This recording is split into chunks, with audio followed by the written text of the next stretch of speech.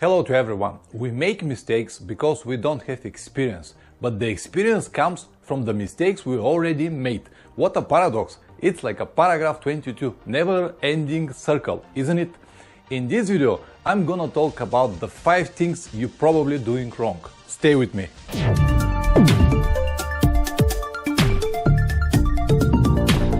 Welcome back, guys. Everybody makes mistakes, no one is perfect. Actually, from the mistakes we're learning. Just to make it clear from the beginning that I don't have any goals to teach you, convince you, or push you to change your riding style or the habits you already have. The idea of this video is to inform you, to expose the weak points of some of your choices, and to show you one different perspective. I know that with some of the points you'll agree immediately because they are very logical, but some will create a huge discussion and a lot of negative comments, like number 5 for example. But I am okay with this, no worries at all. The final decision to believe or not is going to be yours, and I cannot take any responsibility about your actions. So enough talks, let's go to the mistakes. Number 1 is overpack. This is a classic mistake of every new rider, or to be more exact, the mistake of everyone who is going on a long motorcycle trip for the first time. Because maybe you've got a motorcycle and license for 20 years, but you've never been on the trips. Anyway, you have the feeling that you forget something, and don't even worry about it. This is absolutely normal, and we all had it once at a time. The example I can give you now is to pack 7 t-shirts, 7 pair of socks, 7 underwear for 7 days trips. This is absolutely normal and logical, once per day. Sounds very easy, isn't it? But what you're gonna do if the trip is 30 days or 60 days? Where are you gonna load all of this luggage? Even in the middle of nowhere, you will be able to wash your clothes. Don't even worry about it. The second example I can give you is to bring too many tools because you might need it. Guys, some of you brought on the trip 3, 5 or even 6, 7 kilograms of different tools because you might need it. Listen, when you have a serious technical problem, you'll need a garage anyway. A simple toolkit is going to be more than enough. The third example I can give you is to carry too many electronics, cables and chargers. To have computer, tablet, iPod and telephone at the same time, it's not worth it. To have 20 different cables or 10 different chargers for about the same stuff, it's not worth it as well. Guys, what you gonna do? Ride or work? If you make a careful inspection and remove the stuff you don't need, your total weight of the baggage will drop with about 50%, and as I told you many times, the weight is always matter. Video how to pack for a long motorcycle trip you can watch here. Mistake number 2 is to eat too much. Many riders complain that they cannot stay awake more than 2 hours, especially on the long, boring highways. Few people even ask me what to do, what kind of techniques I use to prevent all of this. Again, this is a classic mistake of many riders, and it's coming from not understanding how exactly our bodies work.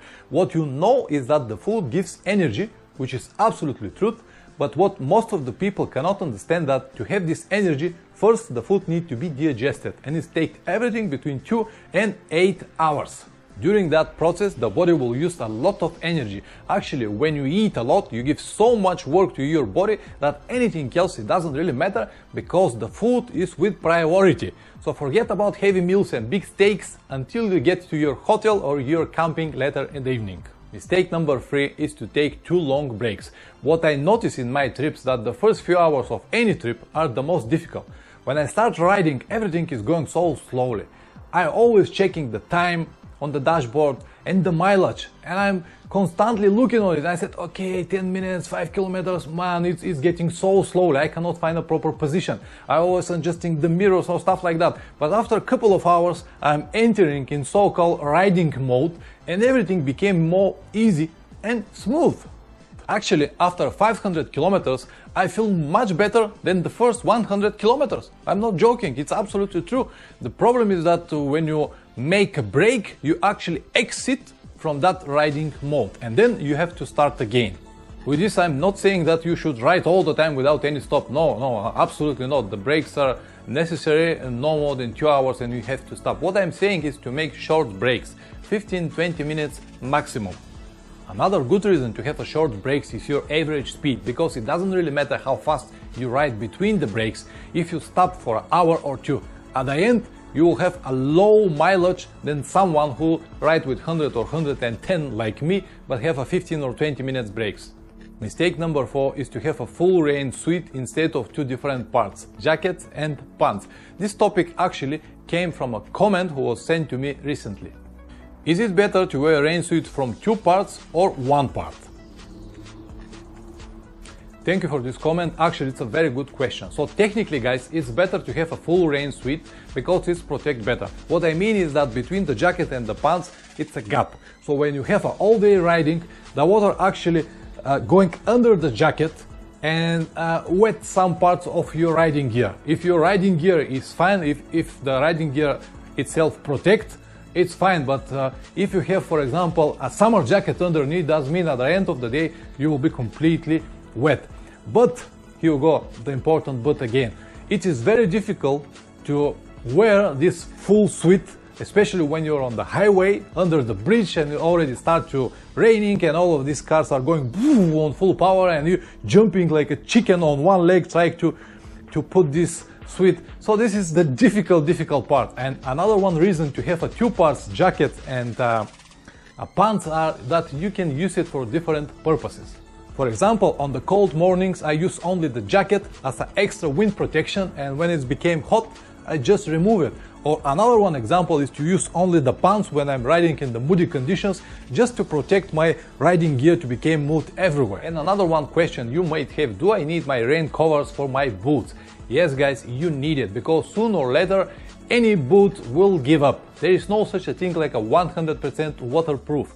It's the matter of time. It could be 30 minutes or 5 hours, but at the end you'll have a wet feet. And finally guys, mistake number 5 is to have a top case. Wow, I shouldn't say that. Now many of you will attack me with angry comments that it is not true, this is the most convenient item you can have on the trip, and so on and so on. Yes, I will agree. The only plus to have a top box on the long trips is that it is convenient. Anything else is absolutely nonsense. Once again, I don't have any goals to convince you or to push you to change your riding gear. I'm here just to inform you and tell you some simple facts. Number 1. During some of your trips it will break. The reason yours is still in one piece are few. First is because it's made from very strong material, which is mean that it is too heavy even empty. The second is because you ride only on a perfect asphalt roads, and the third one is just because you don't have enough trips. The second is that because of the false security it gives you, it's more likely to leave your bike without watching it, believing that this lock will save your precious stuff in. What most of the people cannot understand that these locks are very simple, very similar as the locks you've got on your mailbox at home, and that they could be opened with almost anything, even with simple screwdriver. The next one is because of the extra luggage space, you will have some useless stuff. Number 3, last but not least, is the ergonomic of your bike. Motorcycle companies spend thousands of dollars each year to make these perfect and amazing machines. The engineers work very hard, they test every detail, even in wind tunnels, just to make sure that everything is in perfect shape and it stays exactly on the place and work without any problems. They spend many hours trying to find the right balance between weight and power. They actually pay a great attention of low center of gravity and distribution of the weight at all, and many more. After all of that is done, they start the real test. First on the track, then on the roads, off-road if necessary, if the bike is orientated off-road. They have to be sure that everything is work absolutely perfect and trouble-free. And it's easy for everyone because it will be ridden from many riders around the world. They need to prove everything. And the final product is like a piece of art. At least some of the models. So far, so good. Until this moment, everybody will agree with me, even you. And after all of this is done, when this piece of art is ready, it's going to the shop. And from the shop, it's going to be sold to someone, for example, to you. And you will decide that this 5 or 10 kilograms of additional weight will fit perfectly on your tile because you know much more than the motorcycle companies, or because this is going to be too convenient for you. And you try to convince others that it's not a problem at all to have a top case. Guys, this is not right, this is wrong. You should be informed first, and this is exactly what I do now. I inform you from the negatives to have a top case. I know that many of you will think that I am angry because I look like an angry man, I'm shaking hands. No, this is the way I talk. You should know until now if you watch my videos. Anyway, maybe you don't care about all of this because you are a proud owner of a big top case, but keep watching because now I will tell you something very interesting, something which concerns your safety. By adding some additional weight on your tail, what you do is actually removing some weight from your front wheel. You can make a very good example, like put your motorcycle on center stand and press it a little bit on the rear side. You'll see what it happens. The front wheel will lift in the air. When you ride your motorcycle, the gravity and the wind force press your tail down. When you have a top box here, for example 10 kilograms, top box itself and all the luggage in, it's actually duplicate the power of the wind and the gravity. And what it's actually do, it's lifting your front wheel, and of course you're losing traction. When we have a bad road conditions like a sand or wet asphalt or even worse ice, it could be really dangerous situation, and especially if there are bumpy roads. So every time when you ride on the bumpy roads, your motorcycle make like this. So every time when your heavy tail hit the ground, the front will lift and you're losing traction. It's very simple, it's absolutely logical, and these are the laws of physics. You might say now, no, I never noticed anything like this. Guys, this is just a couple of millimeters. I'm not saying that your front is lifting with 1 meter. No, it's just a couple of millimeters, but it is enough to lose your traction and make a serious accident. And faster you ride, lighter front you will have. And now you might say, okay, if all of this is true, why the motorcycle companies still sell the top boxes and hard cases as aftermarket stuff or additional accessories? I will reply you immediately, because they've got a huge marketing department. They know exactly what you want.